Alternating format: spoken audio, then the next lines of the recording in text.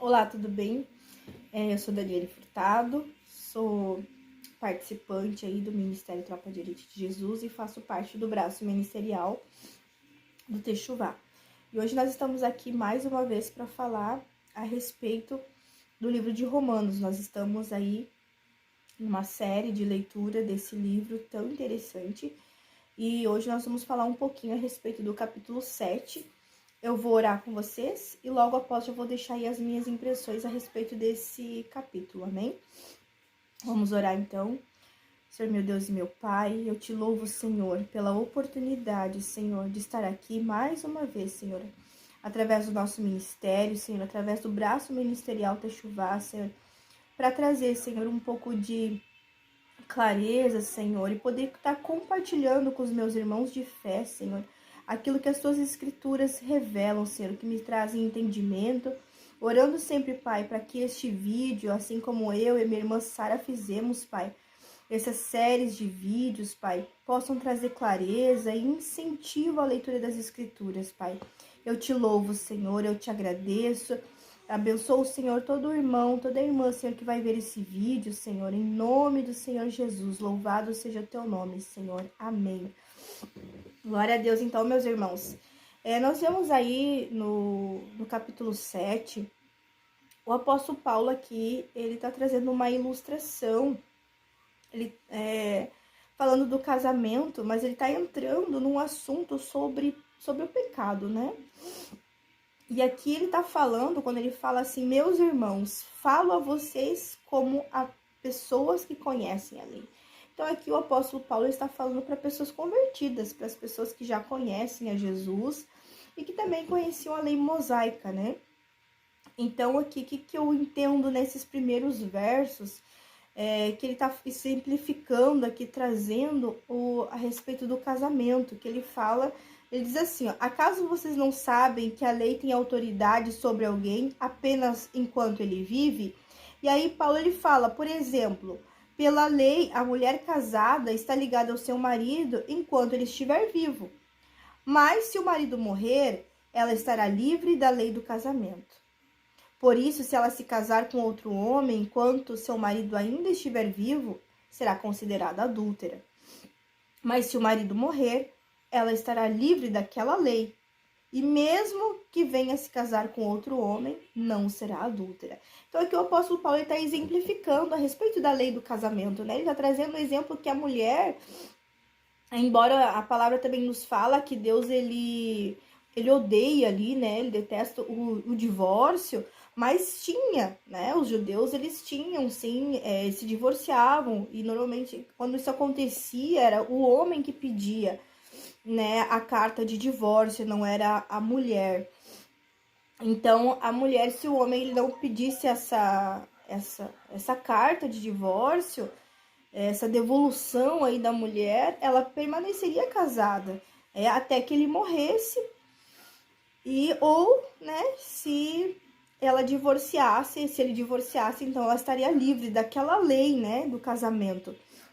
E Paulo está trazendo isso como um exemplo, porque os irmãos a quem ele se referia eram irmãos crentes cristãos que já conheciam a Jesus e já conheciam o Espírito Santo, conheciam aqui a lei do Espírito Santo. E eu entendo que aqui Paulo está falando de duas leis. A lei que fala do pecado, né, onde nos aprisiona o pecado, e a lei de Deus, a lei do Espírito Santo, né.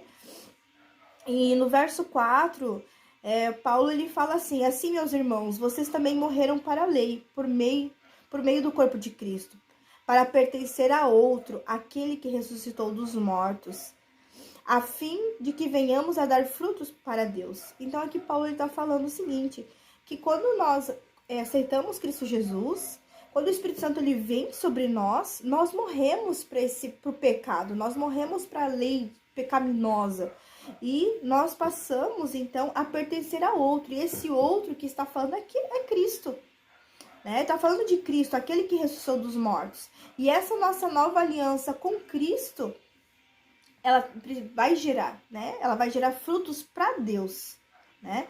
Paulo também ele fala que quando nós éramos controlados pela carne, né, as paixões pecaminosas, despertadas pela lei, elas atuavam no nosso corpo, de forma que nós dávamos frutos para a morte. Então aqui eu entendo que Paulo está trazendo, exemplificando, mostrando que a lei, antigamente, ou até mesmo agora, digamos assim, ela pode sim ser uma fonte de pecado. Por quê? Porque nós vamos ver no decorrer aqui dos versículos que Paulo está falando assim que a lei ela era, assim, ela era santa, ela era boa, ela era justa. A lei ela era algo espiritual vinda de Deus.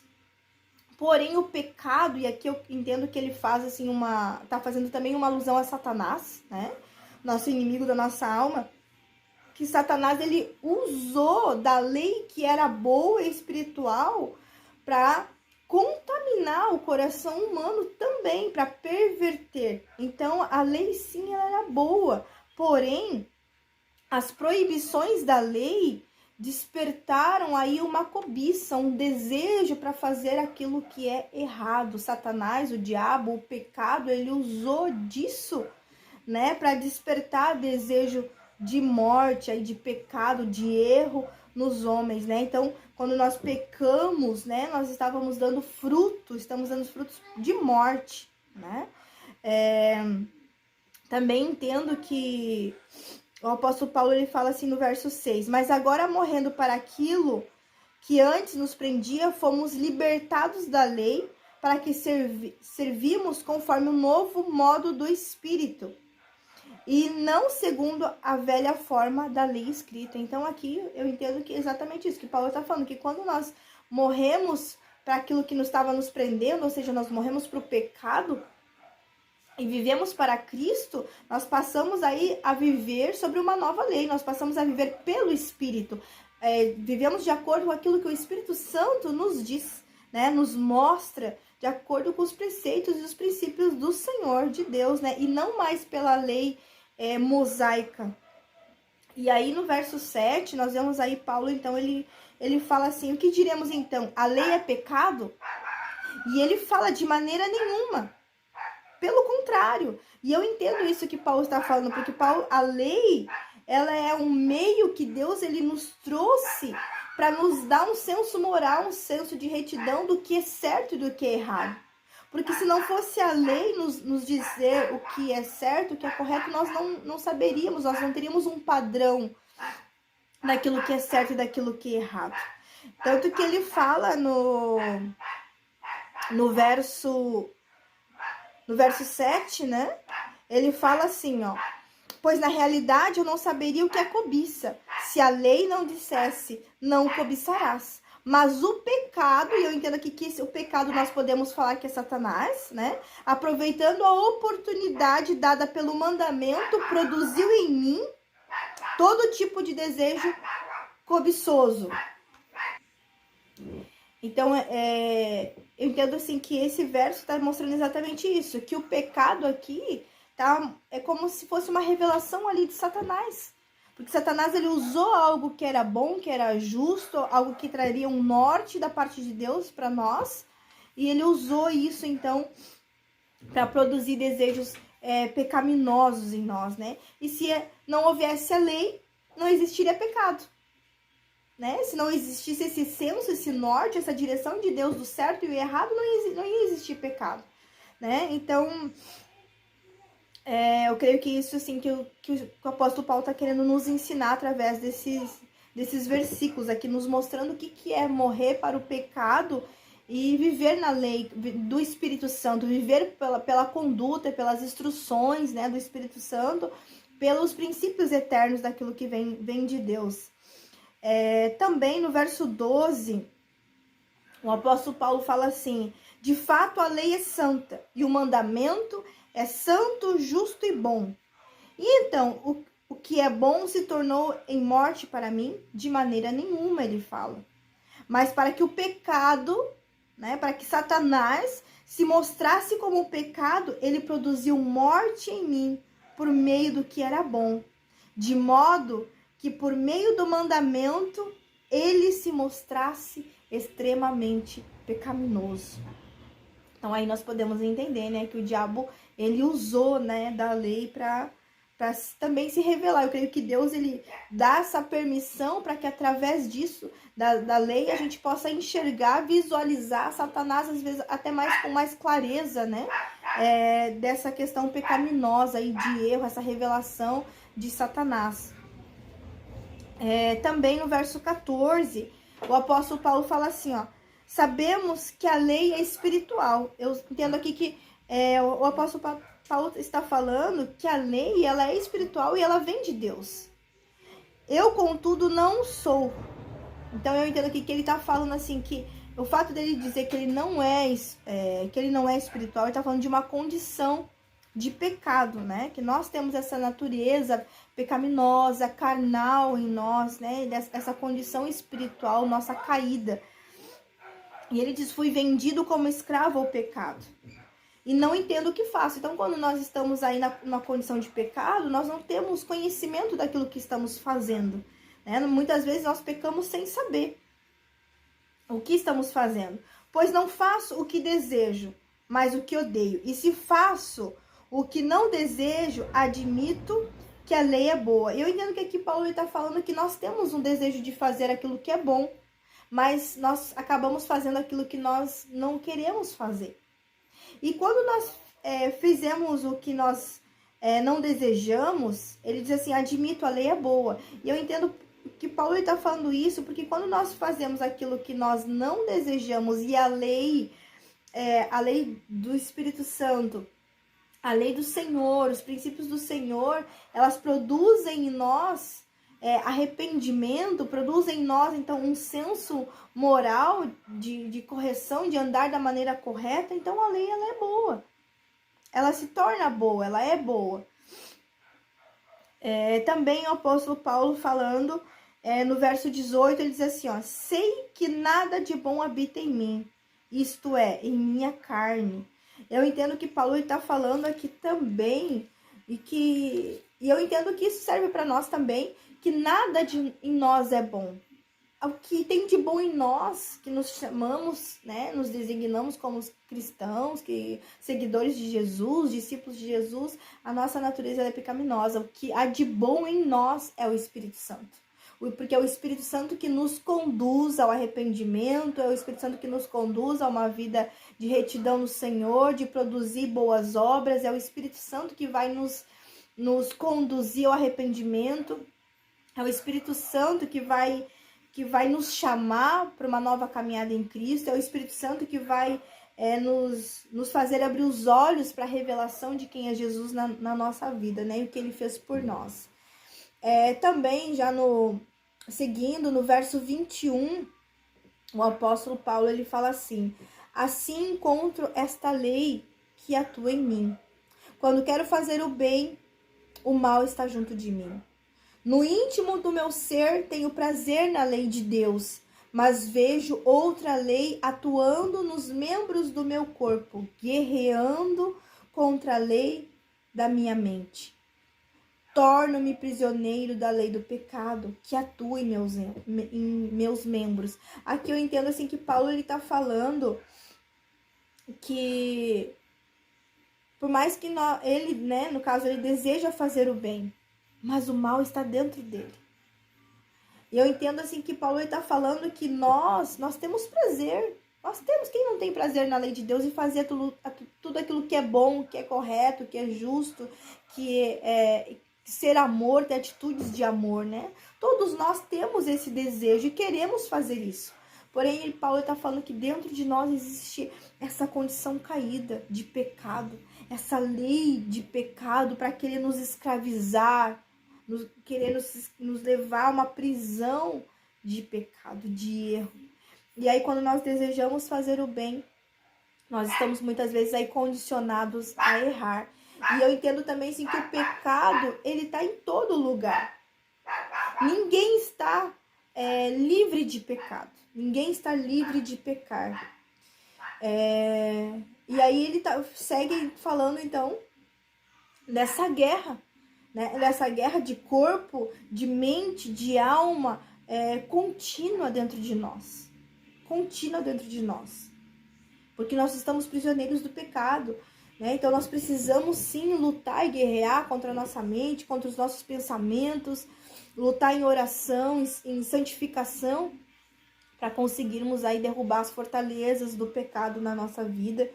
E aí Paulo no verso 24 diz assim: miserável homem eu sou, quem me libertará do corpo sujeito a esta morte? Graças a Deus por Jesus Cristo, nosso Senhor. De modo que, com a mente, eu próprio sou escravo da lei de Deus, mas com a carne, da lei do pecado. Aqui eu entendo que Paulo ele consegue se enxergar. As máscaras, né? Paulo ele é um homem que ele não usa máscaras de santidade. Não existe nele resquício de ser fariseu, né? Então eu entendo assim que ele se olha para essa condição de pecado, para essa natureza caída. Paulo ele não se acha mais santo do que ninguém. E ele fala: eu sou miserável. Eu sou miserável. E eu entendo que talvez se nós hoje olhássemos para nós como Paulo se olhava, e nós enxergássemos em nós essa natureza miserável de erro, de pecado, talvez nós teríamos maiores frutos, né? No Espírito e em Deus. E Paulo ele dá graças a Deus. Ele dá graças a Deus por Jesus Cristo.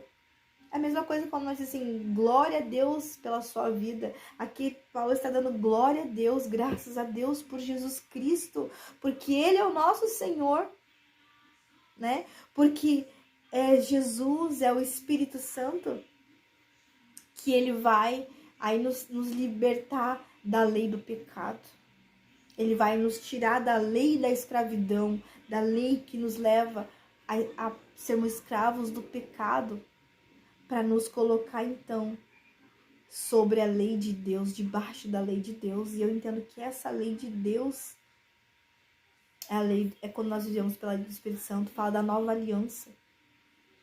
Porque como ele começou ali exemplificando, trazendo a lei em relação ao casamento, eu creio que Paulo estava fazendo uma ilustração, ele dando um exemplo. Porque se a lei for usada de uma maneira errada, ela vai trazer morte. Mas ali Paulo depois ele começa a falar que nós estamos debaixo de uma nova lei, de uma nova aliança. E essa aliança vem do Espírito, vem de Deus. Então eu entendo assim que Paulo ele cumpria assim os princípios da lei. A lei, Paulo ele entendia a lei mosaica. Eu creio que de forma nenhuma ele desobedecia a lei. Mas eu entendo que Paulo ele ia além daquilo que a lei mosaica dizia. Ele conseguia ter revelações maiores vindas do Espírito Santo. Então eu entendo assim que esse capítulo ele nos ensina isso. O que é morrer para a lei de pecado? Porque quando nós estamos muito vivos na nossa carne, nós estamos mais suscetíveis a pecar.